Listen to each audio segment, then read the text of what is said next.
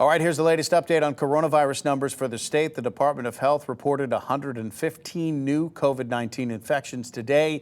That's 53 on Oahu, 23 on Kauai, 14 new cases on the Big Island, 14 on Maui, and 11 residents were diagnosed while visiting the mainland. There are now just over 87,000 COVID cases in Hawaii since the pandemic began, and about 1,400 cases currently considered active. Specifically on the Garden Isle, there are an additional 18 cases of COVID-19, not part of the state's case count, but they'll be added within the next couple of days. The new cases include 4 children and 14 adults. One case is related to mainland travel. The rest are community spread. Today's cases bring the total number of active infections on Kauai to 115. 10 of those are people who are hospitalized with COVID-19.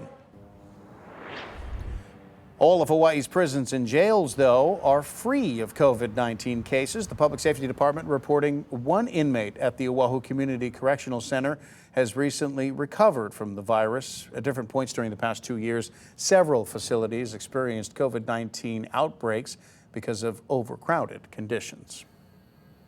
PSD Director Max Otani issued a statement reading in part, quote, "We know the virus can enter our facilities from the community at any time, but our staff knows what to do to isolate and cohort new intakes to keep everyone safe." Well, public health experts predict an uptick in the rate of COVID-19 deaths and hospitalizations over the next 4 weeks.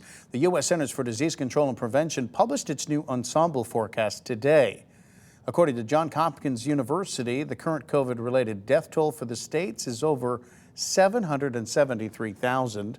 The CDC forecast suggests by December 18th, the new death toll could rise to between 794,000 to 822,000. It also predicts that hospitals are likely to admit more than 12,000 new COVID patients over the next month. The weekly forecast reviewed data from several sources across the nation. Here at home, the DOH reports that 14 more Hawaii residents have had to be hospitalized with COVID-19 and that 6 more people have died after contracting the disease. This now raises Hawaii's death toll to 1,008. Over the past week, 23 people have died from COVID-19. The Department of Health also reports that 77.3% of all of the state's eligible residents have now gotten fully vaccinated. That's people ages 5 and up. There have been more than 2.3 million total shots gone into arms in Hawaii. An estimated 390,000 people who are eligible, though, have not gotten vaccinated.